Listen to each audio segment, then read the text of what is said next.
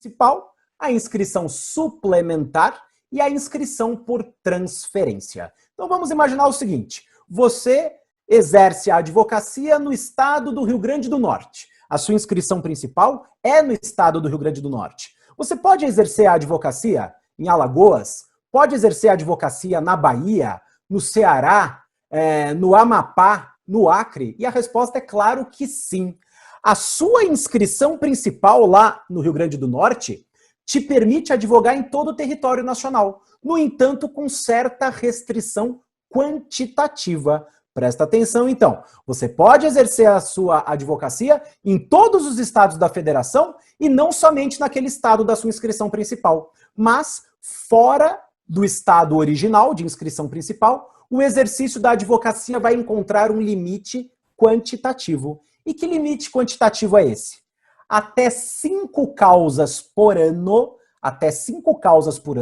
você pode exercer a advocacia com a sua inscrição lá da OAB Rio Grande do Norte em todos os demais estados da federação. Até 5 causas por ano. Eu até brinco e chamo isso de um test drive da advocacia. Você pode fazer test drive em todos os demais estados da federação. E o test drive é limitado a 5 causas por ano. A partir da 6ª causa, o Estatuto da OAB entende que você já está advogando com habitualidade. Exercer uma advocacia habitual significa exceder de 5 causas por ano, ou seja, no mínimo 6. 6 ou mais causas, já temos aí o fato gerador da chamada inscrição suplementar. Artigo 10, parágrafo 2º do Estatuto da OAB. Então, se você, no ano de 2021, por exemplo, tem a sua inscrição principal no Rio Grande do Norte, mas em 2021 já tem 6 ações na Bahia, você patrocinando essas 6 causas na Bahia, já será necessário pedir inscrição suplementar no Conselho Seccional da Bahia. E assim em todos os demais estados da federação. Tudo bem? Então, essa é a dúvida da nossa aluna e fica essa dica. Exerça a advocacia com liberdade em todo o território nacional, mas pare no test drive.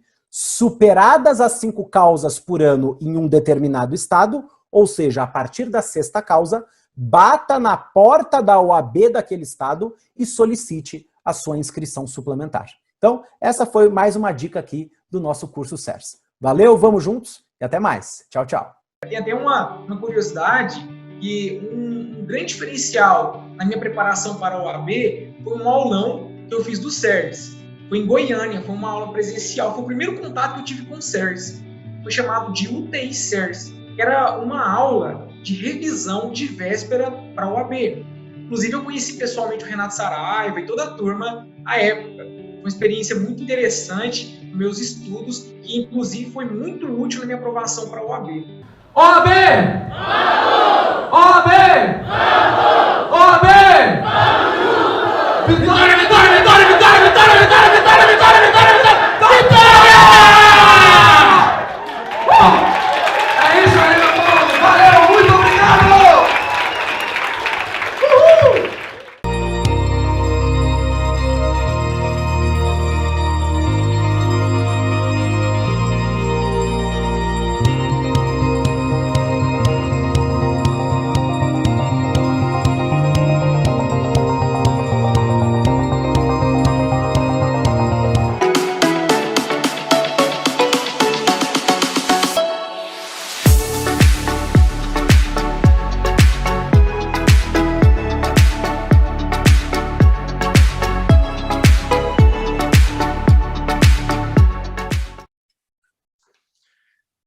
Alô, alô, pessoal, boa noite, minhas queridas amigas, boa noite, meus queridos amigos.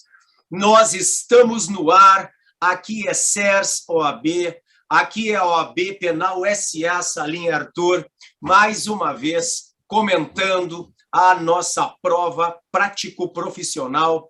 Professor Arthur Trigueiros, e nós falávamos ontem ainda da apelação, a campeã das campeãs, né? A peça que mais caiu até hoje na segunda fase do exame de ordem. Arthur, boa noite. Veio de novo, hein?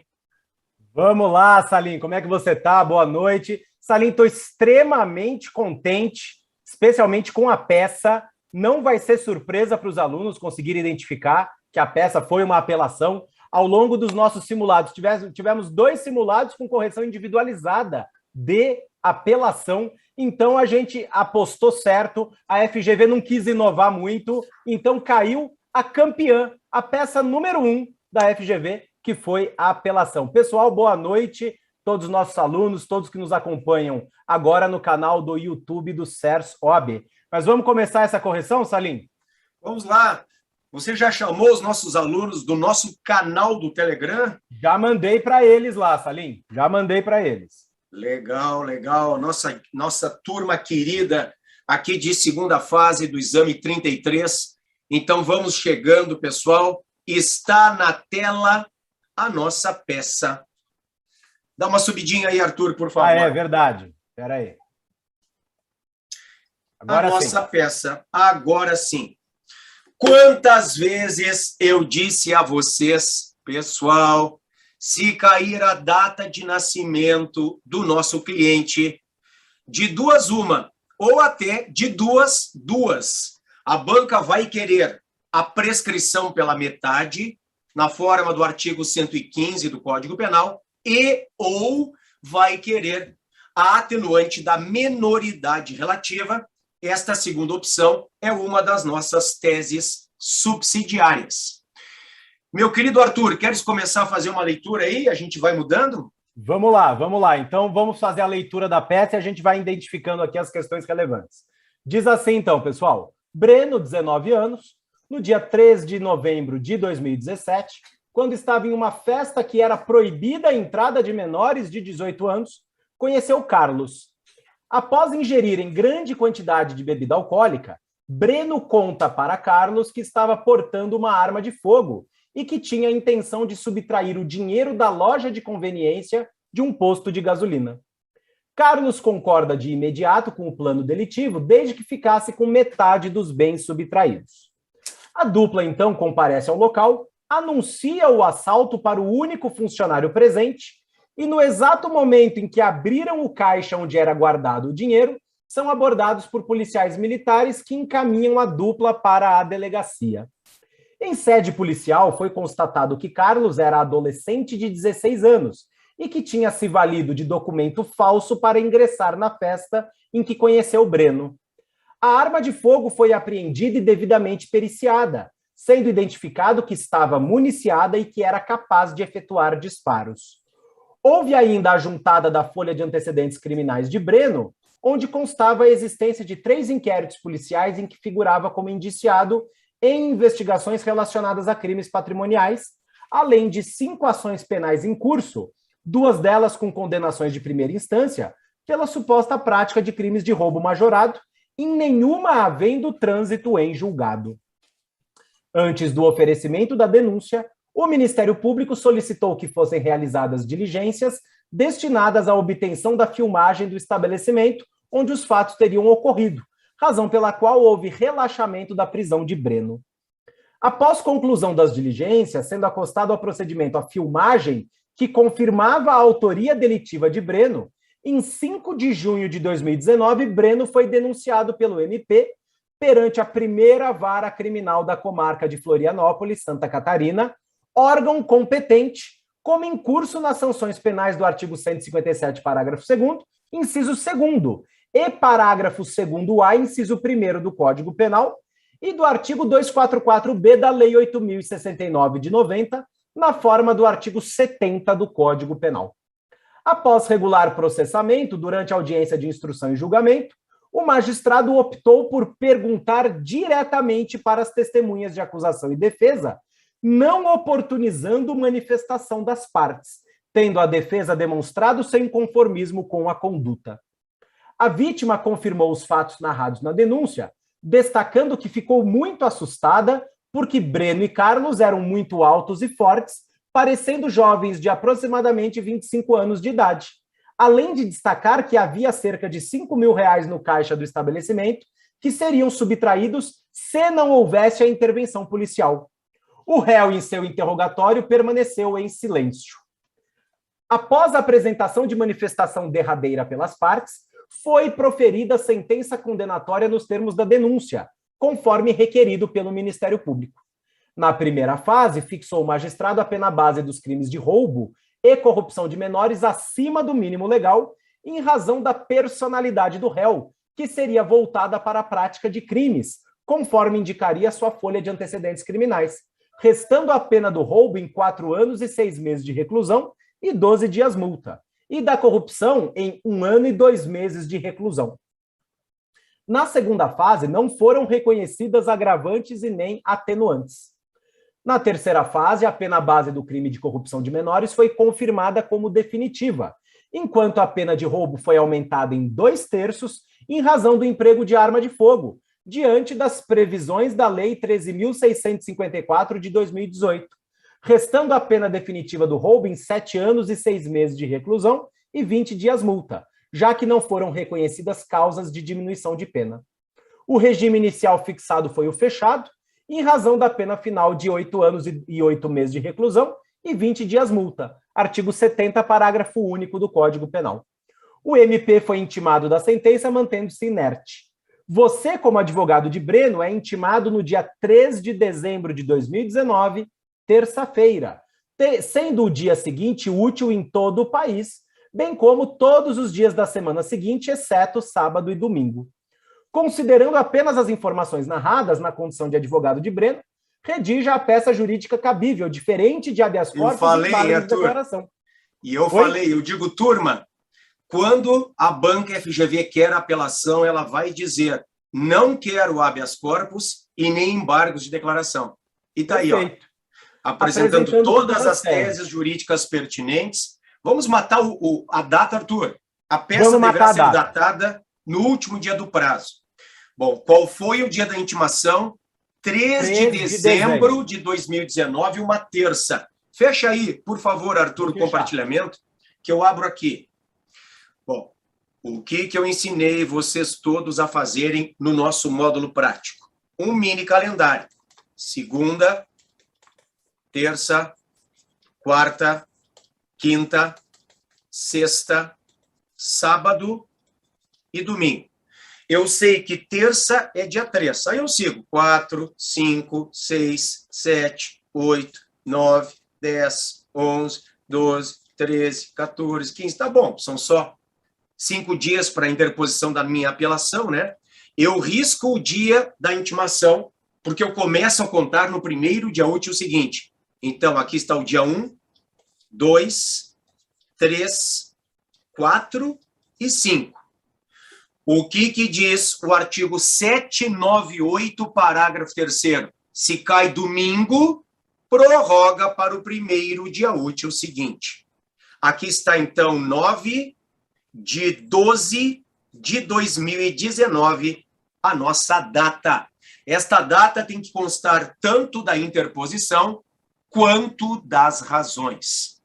9 de 12 de 2019. Bom, nós temos uma peça que é bipartida. Então, não esqueçam que vocês vão fazer primeiro... Vão fazer? Não, fizeram, né? A interposição. O enunciado diz que o juiz competente é o juiz, então, excelentíssimo senhor doutor juiz de direito da primeira vara criminal da comarca de Florianópolis, Santa Catarina. Interposição dirigida ao juiz que prolatou a decisão. Tá? Professor, tem juízo de retratação? Não, não é rese, é apelação, não tem juízo de retratação. Mas nós vamos fazer esta peça com fundamento, menta verde, artigo 593, inciso 1º, Código de Processo Penal. Interposição é isso aí, né, Arthur?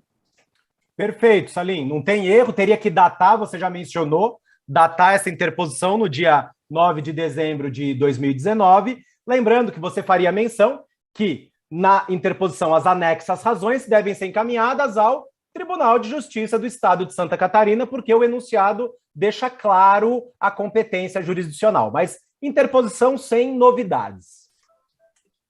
As razões, então. O endereçamento ao egrégio TJSC. Por quê? Porque quem prolata a decisão é o juiz de Floripa, SC. Então, endereçamento ao egrégio TJSC. Aí vocês vão botar razões de apelação. E nós vamos, como sempre, 1, dos fatos, 2, do direito, 3, dos pedidos. Um dos fatos não tem nenhum mistério, vocês já sabem. Aqui no um dos fatos, nós simplesmente fizemos um copia e cola resumido do que está no enunciado, trazendo as principais informações sem inventar nada. Eu não invento nada, eu faço um copia e cola resumido a partir do que está no enunciado. E aí nós vamos para 2 do direito. Aqui nós temos bastante coisa a ser falada. Então vamos lá. Arthur, 2 do direito. Nós temos um 2.1, né, Arthur? Uma preliminar, uma nulidade, né, Salim? Da preliminar de nulidade. Se você colocou da preliminar, tudo certo. Se você colocou da nulidade, tudo certo. O importante é que a tese esteja lá. É uma preliminar de nulidade. Professor Trigueiros, qual é esta nulidade? A nulidade, pessoal, ficou claro que na audiência de instrução e julgamento, o juiz optou por ele formular as perguntas diretamente ali às testemunhas, não permitindo que as partes o fizessem. Isso é manifesta nulidade. Teria até nulidade para o Ministério Público, mas como teve condenação, não tem prejuízo, você não alega nulidade. Isso viola... Vou compartilhando enquanto tu falas aí, ó. Isso CPP viola, gente, tela. o sistema do cross-examination do Código de Processo Penal, no artigo 212, que prevê que as perguntas serão formuladas pelas partes diretamente à testemunha, não admitindo o juiz aquelas que puderem induzir a resposta, não tiverem relação com a causa ou importarem na repetição de outra já respondida. A ideia aqui é que não se permite... E mais, né, Arthur? Cerceamento de defesa, né? O juiz complementa a inquirição, pessoal. O juiz complementa, está expresso no parágrafo único. Só que o que aconteceu nesse caso?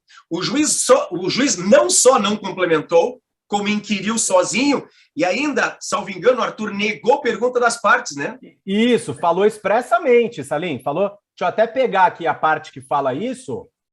Após regular processamento, durante a audiência de instrução e julgamento, o magistrado optou por perguntar diretamente para as testemunhas, não oportunizando manifestação das partes. Deu a entender que ele não abriu a palavra para a inquirição. Isso gera nítido cerceamento de defesa, gente. É a oportunidade para a produção da prova oral e o juiz não permitiu que as partes formulassem perguntas. Então, violação aqui ao 212 do Código de Processo Penal e, claro, a quem arguiu ali o cerceamento de defesa, afinal, não se permitiu a atuação probatória das partes, já acertou. Essa era a preliminar e a consequência seria, obviamente, a nulidade da audiência até os atos processuais subsequentes, inclusive a sentença. Todos os atos a partir da audiência de instrução e julgamento estão nulos e, portanto, essa deveria ser a sua formulação de pedido. Isso aí. Alguns alunos, Arthur, no YouTube, e pessoal, um beijo para vocês, tá? Que estamos assistindo aqui pelo YouTube, perguntam, e aí, não tem preliminar de prescrição? Não tem, pessoal. Pelo menos nós não enxergamos aqui. Ainda que o Breno, ele tivesse 19 anos ao tempo do crime, né? Veja, nós não temos sequer a data do recebimento da denúncia, salvo engano. Olha lá, antes do oferecimento... A data, e não falou falou a data da intimação, mas é claro que o crime aconteceu, gente, em 3 de novembro de 17. E diz que a sentença saiu em dezembro de 19, gente. Ou seja, pouco mais de 2 anos. Partindo, ainda que a condenação fosse em 4 anos, por exemplo, a gente teria que supor o prazo aqui. E outra, ainda que ficasse, Salim, 4 anos prescreve em 8, cai pela metade pelo 115, prescreve em 4. Não passaram 4 anos.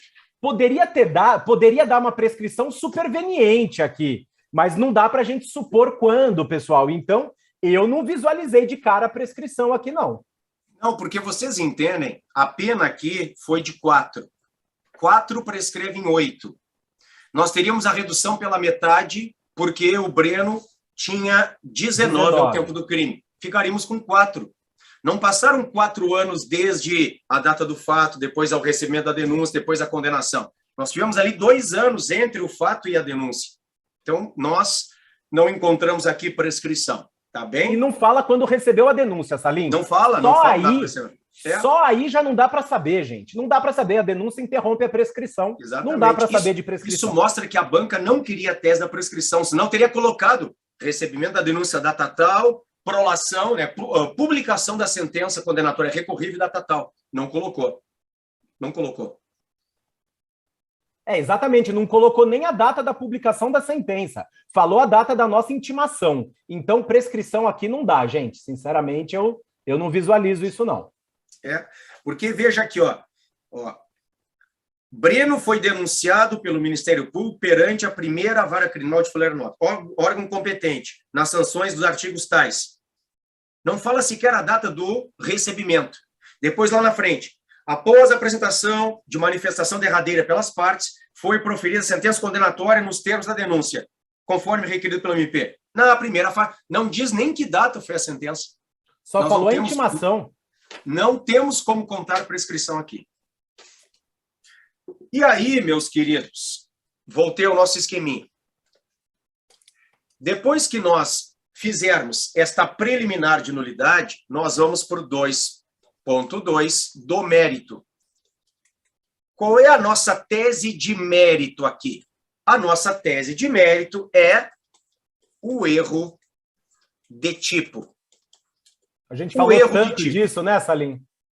Pô, a gente falou muito disso na nossa última semana. Erro de tipo.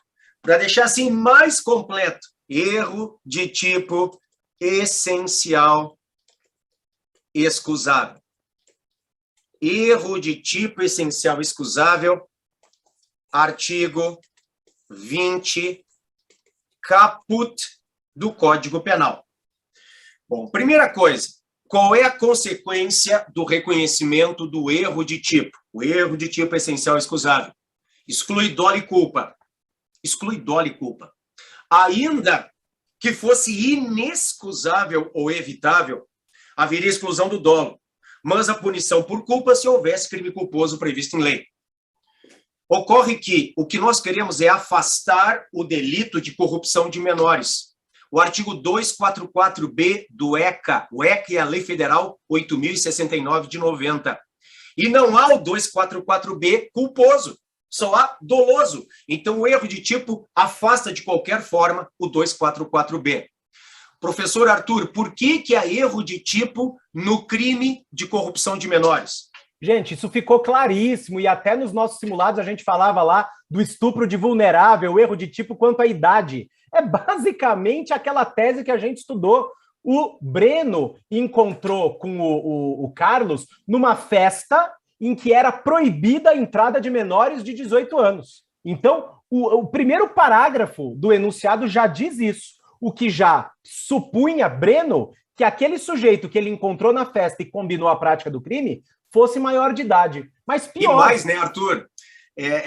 Ele tanto parecia maior de idade que a própria vítima vai dizer que foi assaltada por homens altos e fortes que aparentavam 25 anos. Então, mas não tem erro. Isso fortalece mais ainda a tese do erro de tipo. E o que vocês têm que entender? Ó, do documento falso, Salim. Ainda fala do documento falso dele. Isso, documento Ele entrou falso. na festa com um documento falso. Não, olha só, e tá na tela o ECA, tá? Estatuto da Criança e do Adolescente. O crime de corrupção de menores é o 244B. Corromper ou facilitar a corrupção de menor de 18 anos. Se eu me equivoco, eu erro em relação a esta elementar do tipo, nós temos a tese do erro de tipo. E a tese do erro de tipo leva à atipicidade pela exclusão do dolo e, no nosso caso, também da culpa. Nem haveria forma culposa aqui para punir no 244B. E aí, qual seria a consequência? Nós pediríamos, na apelação, a absolvição do cliente pelo crime de corrupção de menores, 244B do ECA, com fundamento no 386, inciso 6.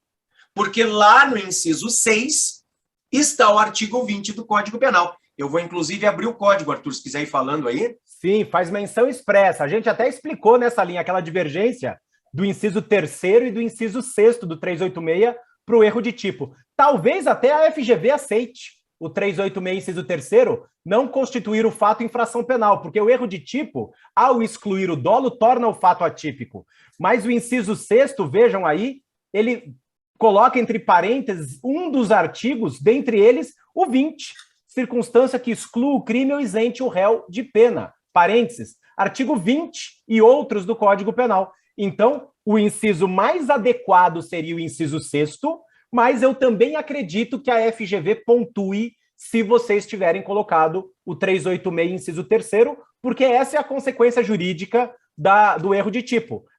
O erro de tipo essencial, claro, a exclusão do dolo e tornando o fato atípico. Então seria a Mariana, ela por excesso de cautela, ela disse: coloquei os dois, o 3 e o 6. Beleza. Incisos 3 ou 6, beleza. É isso aí, é isso beleza. Aí. Mas vejam que o melhor, o tecnicamente mais correto, seria o 6, porque o 6 faz remissão ao 20 do Código Penal, onde está o erro de tipo.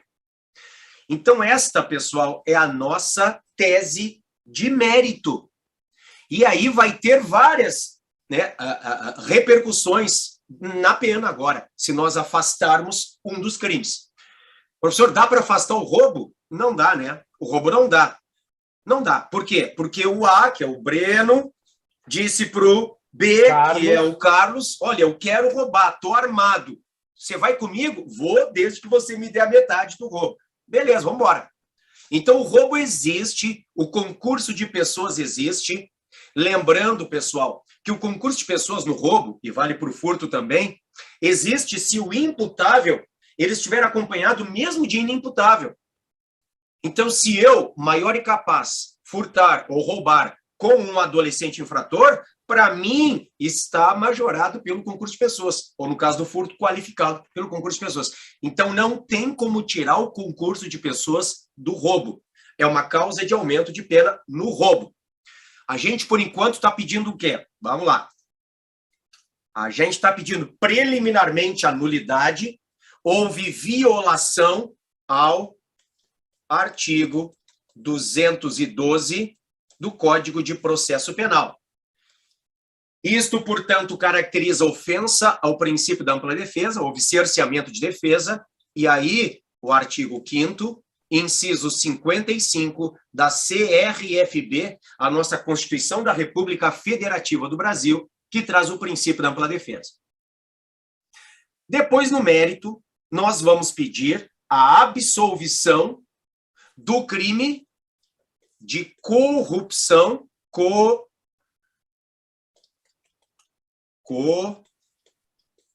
corrupção de menores. Artigo 244B do ECA. E aí, com fundamento no princípio da eventualidade, nós vamos para as teses subsidiárias. Temos várias teses subsidiárias aí. Peguei uma página nova. Das teses subsidiárias. Bom, aqui, pessoal, nós vamos começar com o pedido de exclusão da majorante do emprego da arma de fogo. Você concorda comigo, professor Trigueiros? Total, Salim.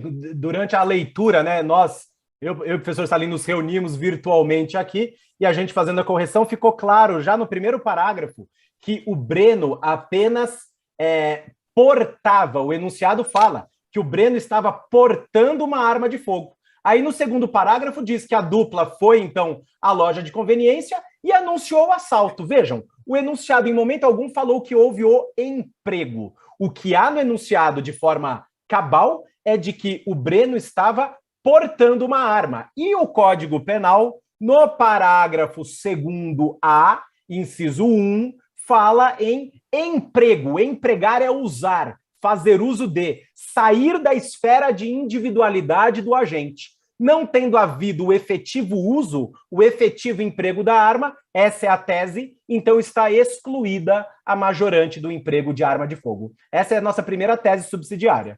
E vejam, pessoal, não basta portar. A lei não fala portar. A pena não é aumentada por portar a arma, é aumentada por empregar a arma. Então, até poderia haver o crime autônomo. Não fala no enunciado, não é a defesa que vai falar, né? Mas, veja, até poderia haver uma denúncia por crime autônomo de porte, lá do Estatuto do Desarmamento. Não falaram, melhor.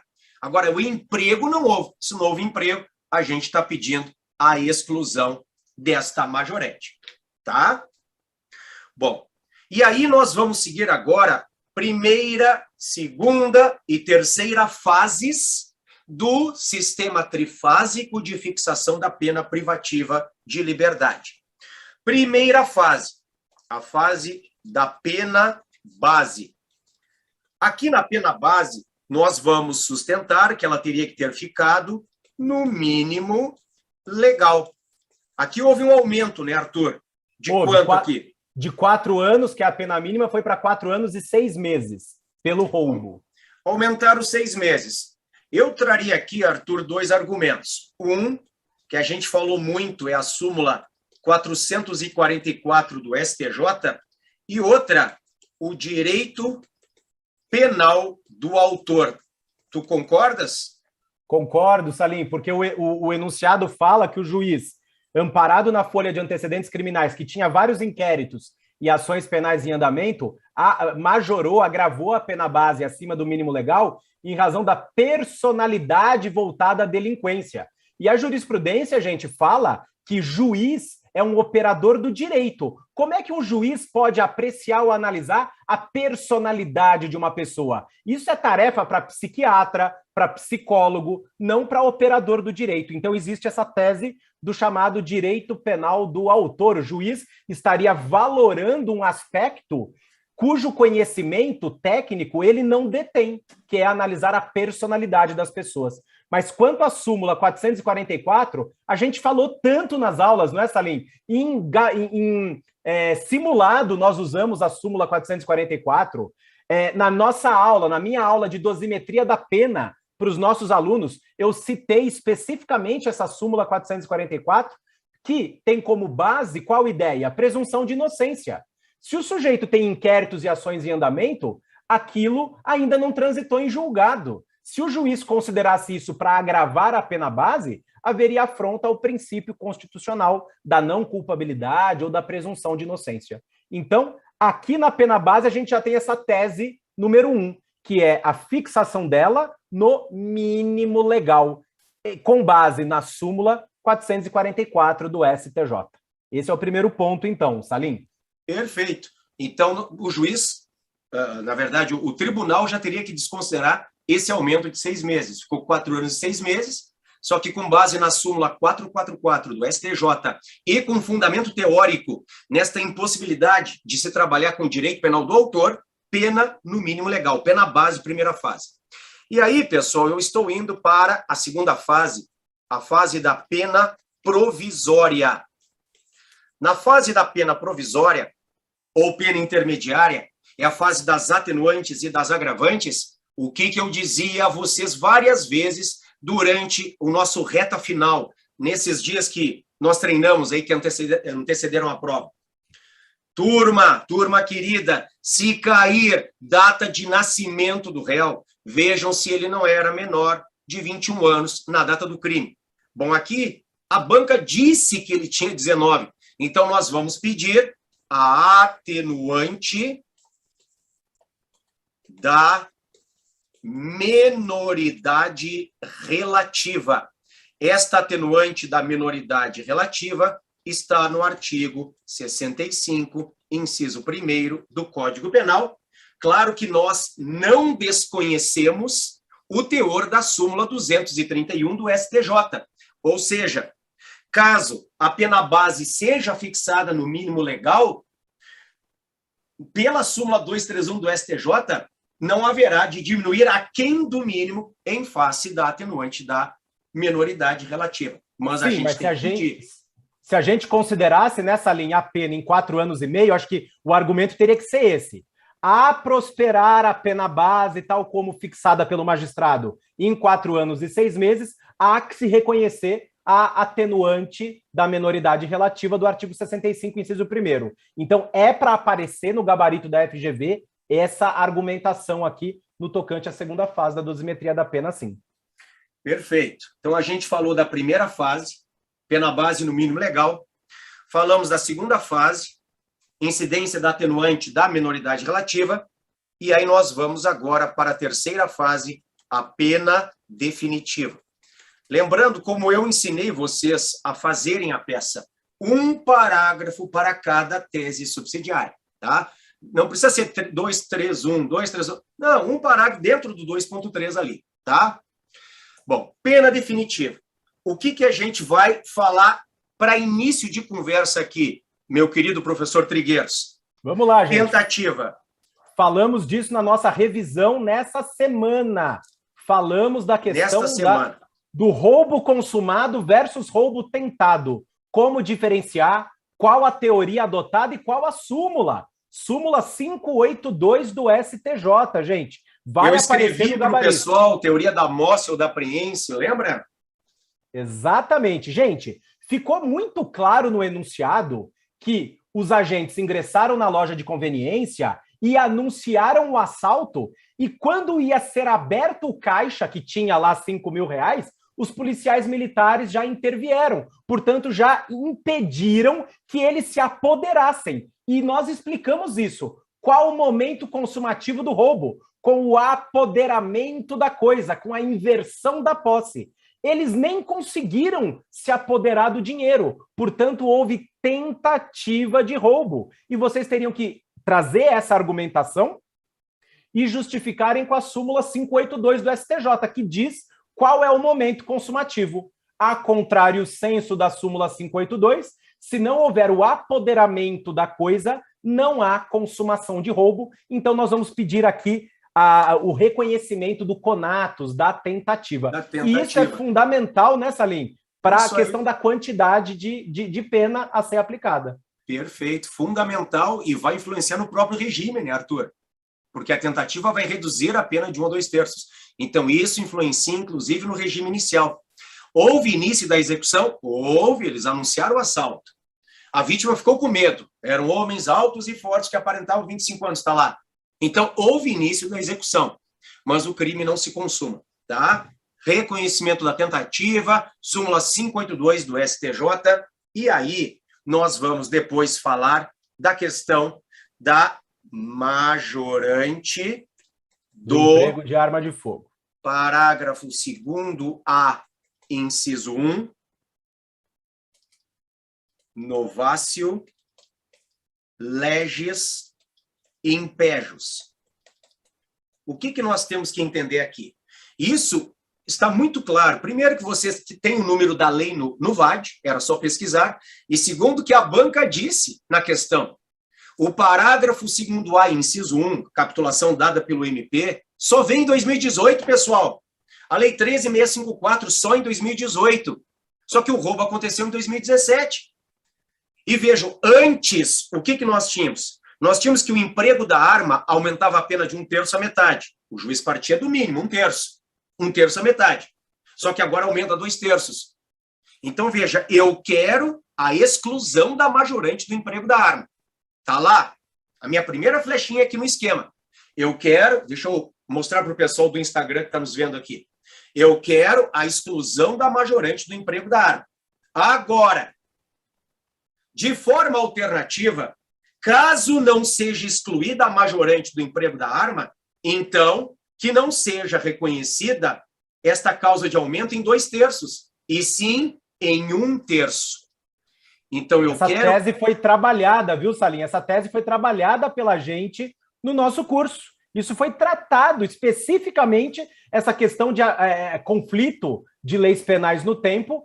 O sujeito pratica antes da Lei 13.654 o roubo com emprego de arma, e depois vem essa Lei 13.654 que prevê um aumento fixo em 2/3. Piorou a situação do réu, portanto, ela é irretroativa. O juiz errou ao fazer a incidência em 2/3. É uma novatio legis impejus, irretroativa, então seria o caso de ultragir o parágrafo 2º original do artigo 157 do Código Penal. Errou o seu o juiz, inciso primeiro. O seu inciso primeiro, exatamente. Então, errou o juiz ao majorar aí a pena pelo roubo com emprego de arma em 2/3. E o enunciado deixou claro isso, que esse parágrafo foi incluído pela Lei 13.654 de 2018, e o crime foi praticado, se eu não me engano, em 3 de novembro de 2017. Gente, jogou no colo de vocês, e repito, essa tese, Salim, foi dada por nós ao longo do nosso curso.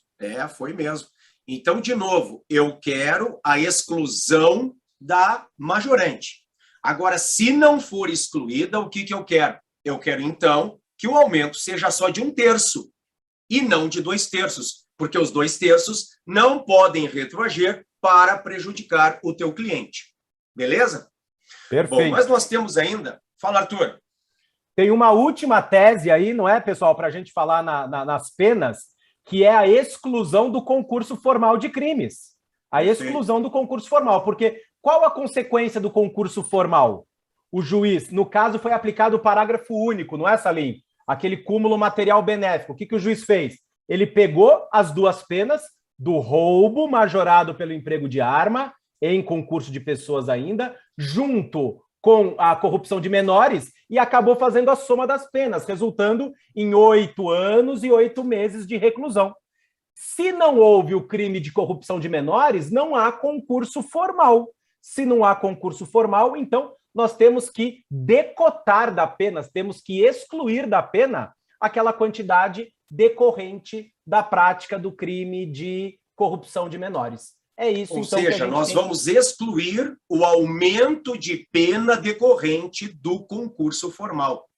Porque, vejam, nós só queremos a condenação pelo roubo. Não queremos a condenação pela corrupção de menores, conforme a argumentação do mérito. Então, nós vamos pedir a exclusão do aumento em face do concurso de crimes. Isto significa que, estou escrevendo aqui, o regime inicial tem que ser diverso do fechado, que o juiz fixou lá no enunciado. É isso, né, Arthur? Eu me arrisco a dizer que deveria ser o regime aberto fazendo a conta aqui, mas nós podemos colocar diverso do fechado. Concorda, Arthur?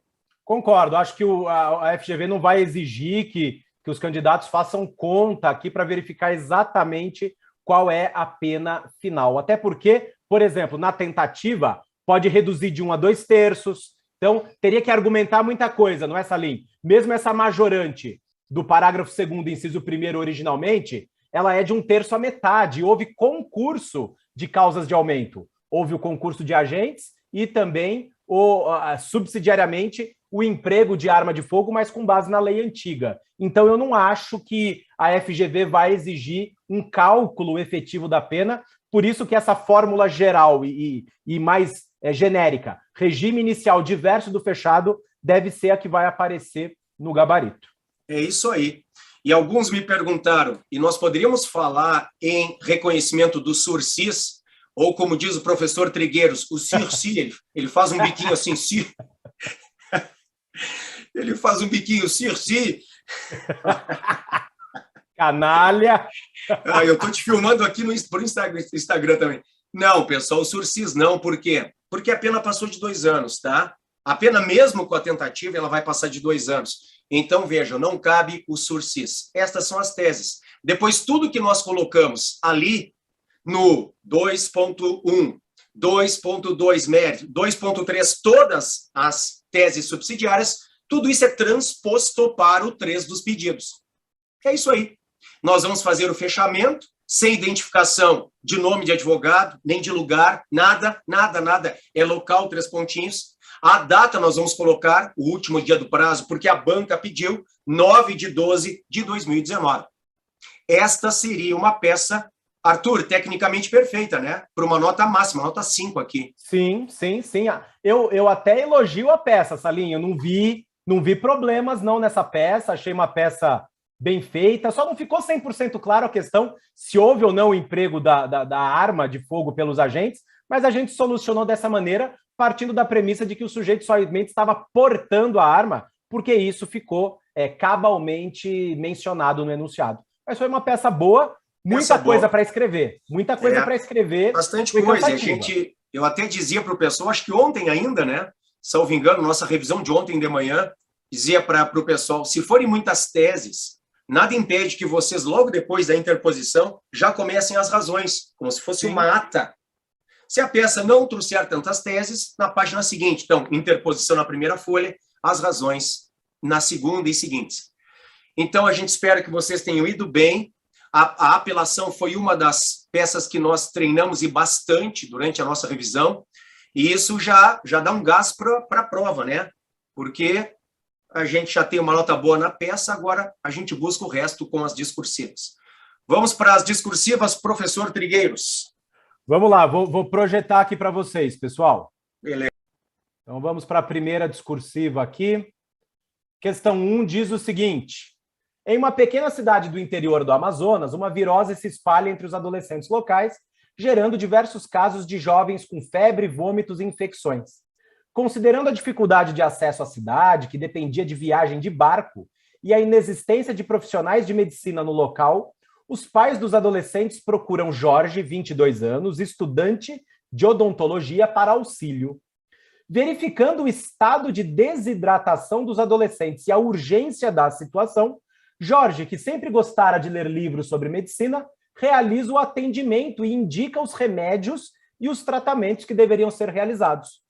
Os adolescentes ficaram curados após o atendimento, aspas, médico de Jorge, e, em razão disso, passaram a ser constantes os atendimentos por ele realizados em casos urgentes, com perigo atual à vida e à saúde das pessoas da cidade, mas que não tinham qualquer vínculo com a virose anterior.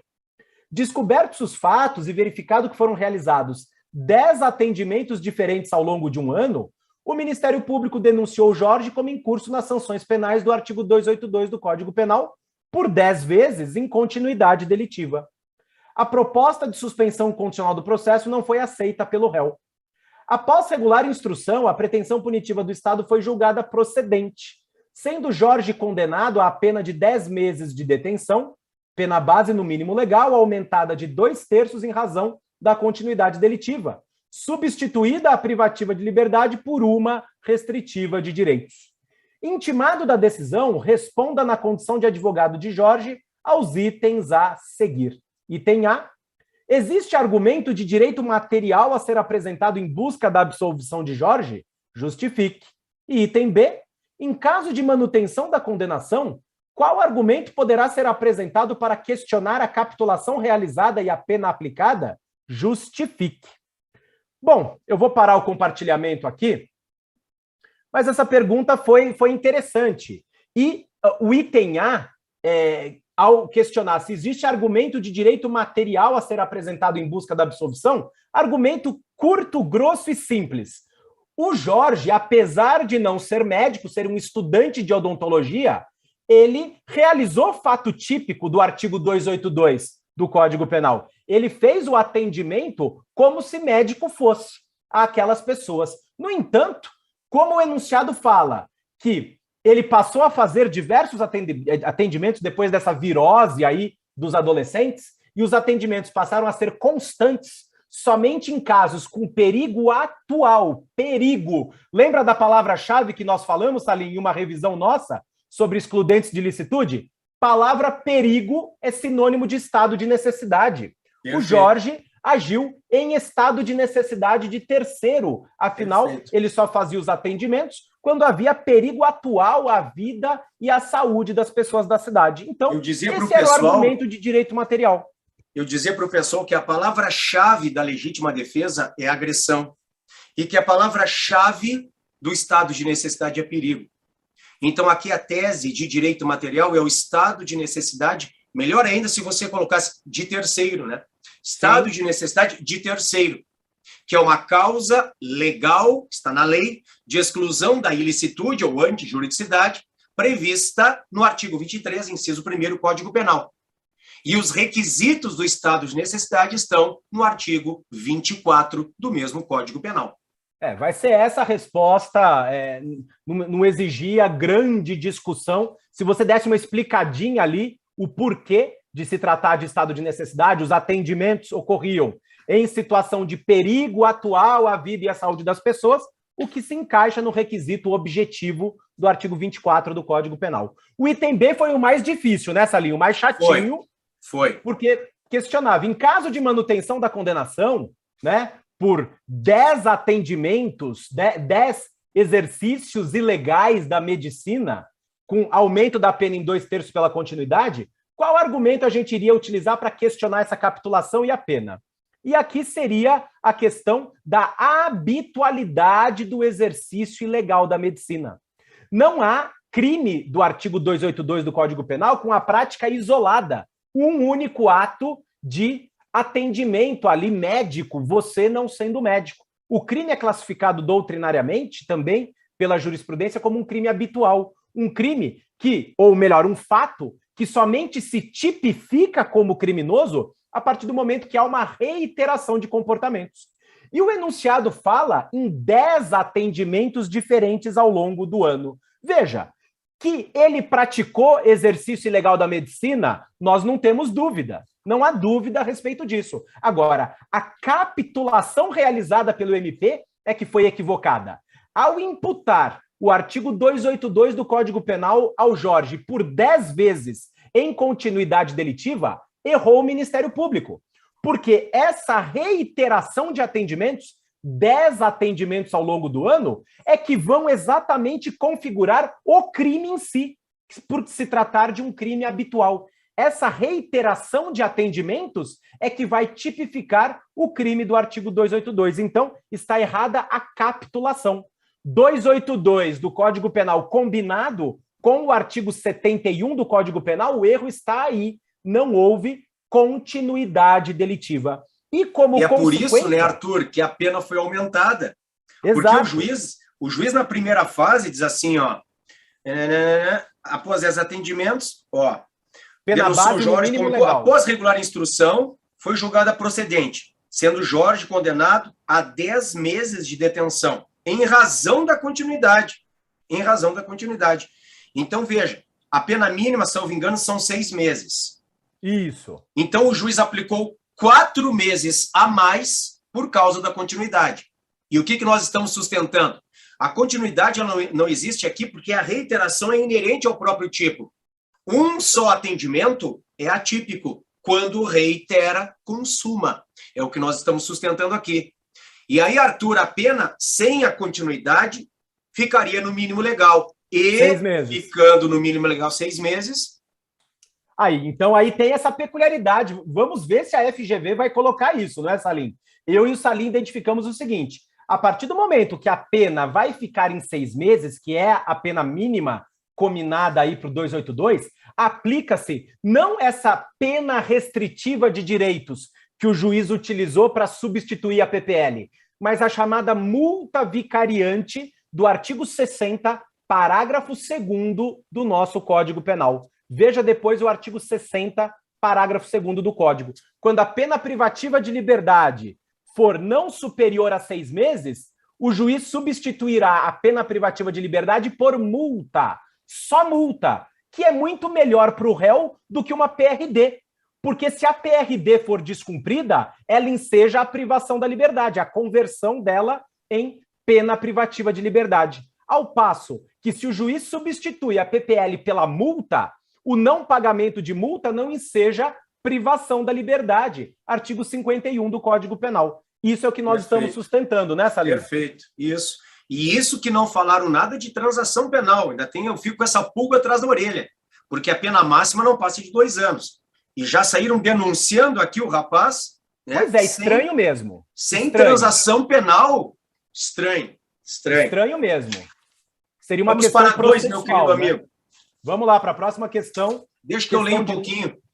Tu quer botar na tela? Vou pôr na tela agora, questão 2. Tá aí para vocês. Então tá.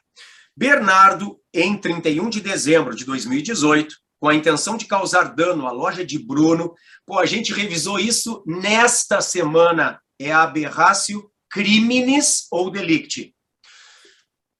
O Bruno, seu inimigo, arremessou uma pedra na direção de uma janela com mosaico, que tinha valor significativo de mercado. Ocorre que, no momento da execução do crime, Bernardo errou o arremesso e a pedra acabou por atingir Joana, funcionária que passava em frente à loja e que não tinha sido percebida, causando-lhe lesões corporais que a impossibilitaram de trabalhar por 50 dias. A janela restou intacta. Então, só há um resultado diverso do pretendido. É o artigo 74 do Código Penal. É o instituto da aberratio criminis ou delicti. O A jogou a pedra para quebrar o vidro. Errou, acertou a cabeça da B. A B resta com lesão. Olha só. Aqui. Causando-lhe lesões corporais que a impossibilitaram de trabalhar por 50 dias. Não interessa isso, porque o resultado se pune a título de culpa, né? Então, será aqui uma lesão culposa. A janela restou intacta. No momento do crime, não foi identificada a autoria, mas, após a investigação, em 4 de março de 2019, foi descoberto que Bernardo seria o autor do arremesso. O MP iniciou o procedimento em face de Bernardo, imputando-lhe o crime de lesão corporal de natureza culposa, beleza, figurando como vítima Joana, que apresentou representação quando da descoberta do autor. Tá tudo certo aqui com o MP. Bruno, revoltado com o ocorrido, contratou um advogado, conferindo-lhe procuração com poderes gerais. Tem problema aqui, constando o nome do ofendido e do ofensor. O procurador apresenta a queixa-crime em 2 de julho de 2019, imputando-lhe a prática do crime de tentativa de dano a Bernardo. Ao tomar conhecimento da queixa-crime, Bernardo procura como advogado. Considerando apenas as informações narradas, na condição de advogado de Bernardo, respondo. Letra A. Qual argumento de direito processual poderá ser apresentado em busca da rejeição da queixa-crime apresentada? Nós temos aqui, Arthur, um vício na representação. Artigo 44 do CPP. Não há na representação poderes especiais. Não há na representação menção ao fato criminoso. Então, já tem um problema de cara aqui. E mais, nós temos uma falta de condição da ação, lá do artigo 395, inciso 2º do CPP, que é a possibilidade jurídica do pedido. O que aqui é uma impossibilidade jurídica do pedido. Porque o Código Penal, no artigo 74, diz que se o sujeito joga a pedra para quebrar o vidro, erra e pega na cabeça de alguém causando lesões, só responde por um crime, ou seja, lesões culposas. Não existem 2 crimes. Então, o segundo crime, digamos assim, que se tenta aqui por queixa, concorda, Arthur? É juridicamente impossível. Sim, e exatamente isso da vidraça. Primeiro que é um exemplo clássico esse que veio na prova, mas nós trabalhamos numa das nossas aulas com a teoria dos erros no direito penal. Erro essencial e erro acidental. E nós falamos especificamente da chamada aberratio criminis, o resultado diverso do pretendido. O sujeito arremessa a pedra lá na vidraça da loja, mas acerta o pedestre. Ele vai responder pelo resultado diverso do pretendido a título de culpa. A lesão corporal admite a forma culposa, então está certo aqui o MP denunciar o Bernardo por lesão corporal culposa. Agora, o dono da loja ficou pé da vida e falou, mas peraí, ele queria ter acertado na minha vidraça? como o crime de dano é um crime de ação penal privada, ele foi e contratou o advogado, mas só outorgou procuração com poderes gerais. Violou de cara, não estamos nem falando se seria cabível ou não a imputação do crime de dano, mas já há uma questão processual aí, que é a do artigo 44 do Código de Processo Penal, e que já ensejaria a rejeição da queixa-crime com base no 395, inciso 2º do CPP. Perfeito, além perfeito. desse eu ponto sustento que o Salim até mais. mencionou. Eu sustento que nós poderíamos alegar até ilegitimidade de parte. Porque o que sobra ali? Nós temos só um crime de ação penal pública. É a lesão corporal. O titular é o MP. Não é o querelante, não é o ofendido. Até porque não se fala que o MP foi omisso ou inerte, quando então até se pensaria numa queixa subsidiária. Nada disso veio. Então, até a ilegitimidade de parte, me parece, seria um argumento viável aqui. Sim, porque não cabe essa imputação do dano. O crime praticado foi lesão culposa em razão da aberratio criminis, ponto. Artigo 74. Não havia a possibilidade de imputação dessa tentativa de dano. Perfeito. E a aberratio criminis ou delicti é a resposta da letra B, né, Arthur? Sim, exatamente. Então, é o resultado diverso pretendido. Ó, qual argumento de direito material a ser apresentado para questionar o delito imputado na queixa? É a aberratio criminis ou delicti. Tem que explicar o 74 do Código Penal. Exatamente. Seguimos, meu amigo. Vamos lá, questão 3, vou colocar na tela. A questão 3. Ah, não. Olha, quantas vezes eu falei que se não recebe a denúncia ou queixa é o rez, hein? Vamos lá. Beatriz e seu esposo, José, no dia 2 de janeiro de 2021, enquanto celebravam o aniversário de casamento em um restaurante, tá vendo que é a Maria da Penha, né? Marido e mulher. Iniciaram uma discussão por José entender que a esposa não lhe dispensava a devida atenção. Durante a discussão, José desferiu um soco no rosto de Beatriz, causando-lhe lesão corporal de natureza leve. Testemunhas presenciais do fato chamaram a polícia, sendo José preso em flagrante, mas posteriormente liberado pelo magistrado em sede de audiência de custódia. O MP ofereceu denúncia imputando a José a prática do crime do artigo 129, parágrafo 9º. Aqui está certo. Não é o parágrafo 13, porque o parágrafo 13 ele vem depois do fato 2 de janeiro de 2021. O parágrafo 13 vem com a 14.188, que é de julho de 2021. Então tá certo, não é o parágrafo 13, é o parágrafo 9º do artigo 129. Havendo a habilitação imediata de Beatriz por meio de seu advogado como assistente da acusação, já que ela não aceitou ter sido agredida pelo então marido. O magistrado, em atuação no juizado de violência doméstica e familiar contra a mulher, não recebeu a denúncia, afirmando a inexistência de fato culpável, escorado em laudo apresentado pela defesa, indicando que, no momento dos fatos, em razão da paixão, José era inteiramente incapaz de determinar-se de acordo com o seu entendimento. Destacou o magistrado a possibilidade de rejeição da denúncia por não ser necessária a aplicação de medida de segurança, já que atualmente não haveria incapacidade de José. Insatisfeita com o teor da decisão, Beatriz procura você, advogado, para a adoção das medidas cabíveis e assistência técnica. Esclareça. Letra A. Para combater a decisão do magistrado, qual o recurso cabível? Letra B. Existe argumento de direito material para questionar o conteúdo da decisão judicial? Bom, qual é o recurso cabível? É o reze. O recurso cabível é o reze. Artigo 581, inciso 1.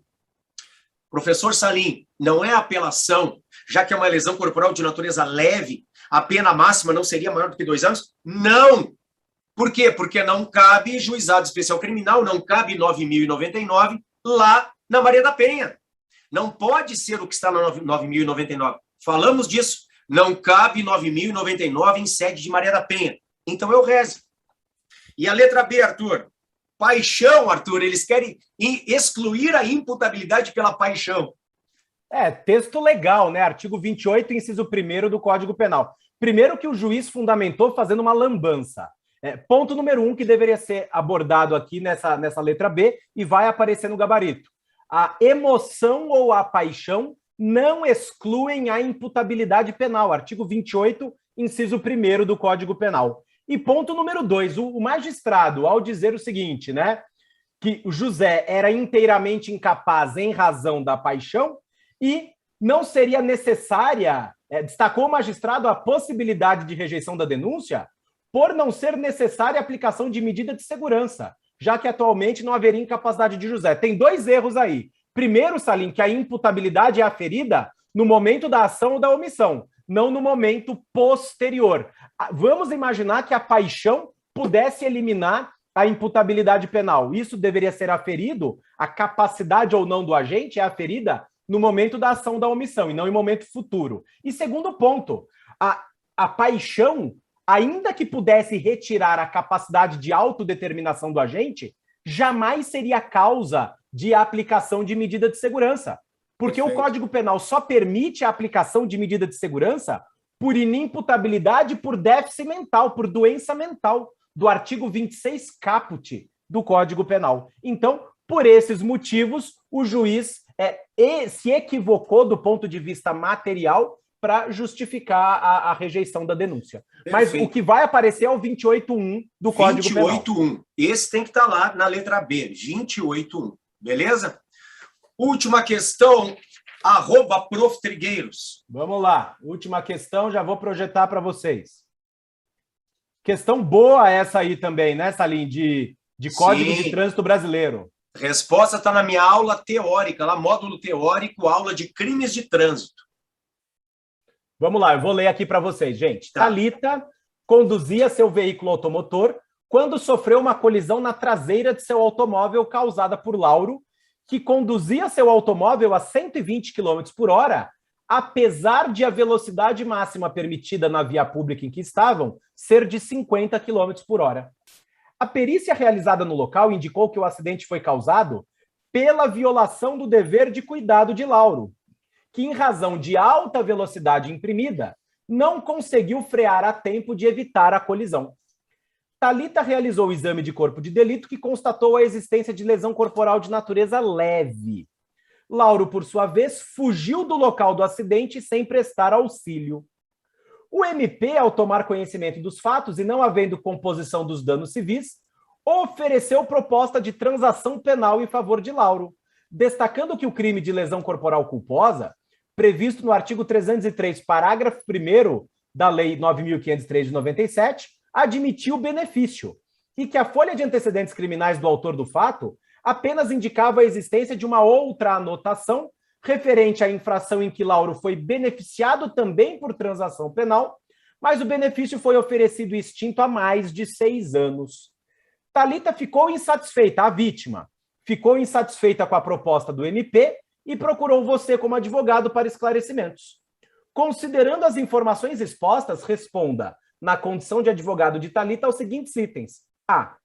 Existe previsão de recurso para questionar a decisão homologatória de transação penal? Justifique. Arthur, B, quem é que falou disso, Arthur? Pelo amor de Deus. Você, Salinzinho. Tivemos aquela aula de institutos despenalizadores. E você falou de todos eles. Pessoal. Sim, e da transação. E o item B, porque aí eu já saio aqui da tela. Tá. Existe argumento para questionar o oferecimento de transação penal ao autor do fato? Justifique. Ó, eu vou colocar aqui primeiro para vocês a 9.099. Na nossa aula de institutos despenalizadores desta semana, eu dizia para vocês, a apelação da 9.099, aqui do GECRIM, ela serve, claro, para atacar uma sentença de condenação ou absolvição, serve para atacar a decisão de rejeição da denúncia ou queixa, quando do rito sumaríssimo, e serve, artigo 76, parágrafo 5º, olha lá, quando for atacar a homologação da transação penal. Então, na letra A, nós colocamos apelação, com fundamento no 76, parágrafo 5º, Lei 9.099. Professor, e na letra B? Na letra B, pessoal, nós vamos para o CTB. Ó, eu estou indo para o Código de Trânsito. Aqui, abrir. No Código de Trânsito, CTB, Lei 9.503 de 97, nós vamos para o 291. Olhem o parágrafo 1º. Aplica-se aos crimes de lesão de trânsito culposa o disposto no 74, 76, é a transação, E o 88 dá 9.099, exceto se o agente estiver. Então, não aplica 3. Se o agente estiver transitando em velocidade superior à máxima da via, máxima permitida para a via em 50 km por hora. O máximo era 50. O sujeito está a 120, então ele está mais do que 50 além do máximo. Então, não aplica o 76. Não aplica a transação penal. Na letra B, nós colocamos o 291, inciso 1º, parágrafo 1º, inciso 3º, voltei lá em cima, do CTB. Esta foi a nossa prova. Esta foi a nossa prova e nós esperamos que vocês tenham saído muito bem. É isso aí, né, professor Arthur? Exato, Salim. Olha, a peça não foi nada absurdo, nada inesperado. Todas as teses da peça foram exaustivamente trabalhadas por nós, inclusive nos simulados ao longo do curso. Isso prova a tese de que os nossos alunos têm que realizar os nossos simulados. Quem fez os simulados se saiu bem. As questões discursivas, ainda que a gente eventualmente não tenha tratado de um crime, por exemplo, exercício ilegal da medicina, bastaria a análise ali do artigo, todos os subsídios para um pensamento jurídico na área criminal foram passados ao longo do curso. Eu estou muito feliz, estou muito satisfeito. Eu acredito que nós teremos uma aprovação elevada em direito penal e isso só reforça a tese de que essa dupla, não é, Salim? Não deixa a modéstia à parte, mas a gente bate um bolão, graças a Deus. Acredito que os alunos estão aí para dizer. Vamos aguardar agora o gabarito preliminar da prova, vamos verificar se a FGV não traz nada absurdo, mas foi uma peça boa. Foi uma peça boa, as questões discursivas estavam boas, eu não vi nenhum grande problema, pelo contrário, eu entendo que a peça e as questões foram adequadas, sem que tenham trazido nada absurdo, pelo contrário, eu acredito que a FGV em penal andou bem. É isso aí. Se Deus quiser. Olha aqui o Rô está agradecendo o nosso aluno. A Nayara, Nayara é a nossa Mulher Maravilha, tomara que tenha ido bem também. A Vanessa nos pergunta que hora sai. Sai daqui a pouquinho, Vanessa. Tá? Daqui a pouquinho sai, a gente daqui a pouco está conversando de novo, tá bem? E se não saíram bem, depois nós vamos conversar sobre recursos, tá? Então agora vamos controlar um pouquinho a ansiedade. O pior já passou, vamos ver o que vai vir de gabarito. Mas deve vir nada assim, além do que nós falamos agora há pouco para vocês, tá? Então, mais uma vez, pessoal, foi um privilégio ter estado aqui com vocês. Esperamos do fundo do coração, tá? A gente batalhou muito para isso, para chegar nesse momento, nos últimos meses, nas últimas semanas, que vocês tenham ido muito bem, tá? Arthur, obrigado, meu parceiro. Daqui a pouco a gente conversa de novo, então. Obrigado, Salim. Valeu, boa noite a todos, boa noite a todas. Espero que tenham ido bem, mas estaremos juntos aí depois do resultado preliminar, do gabarito preliminar da UAB. A gente manda algumas coisas nas nossas redes, né, Salim? Dizendo como é que foi o espelho de correção. Mas vamos aguardar, pessoal. Agora, façam o seguinte, vão comer alguma coisa, descansem, porque alia jacta est, não é? A sorte está lançada, mas eu tenho convicção que vocês foram bem. Valeu, produção. Até mais. Valeu, pessoal. Até mais. Um beijo a todos. Até mais. Valeu.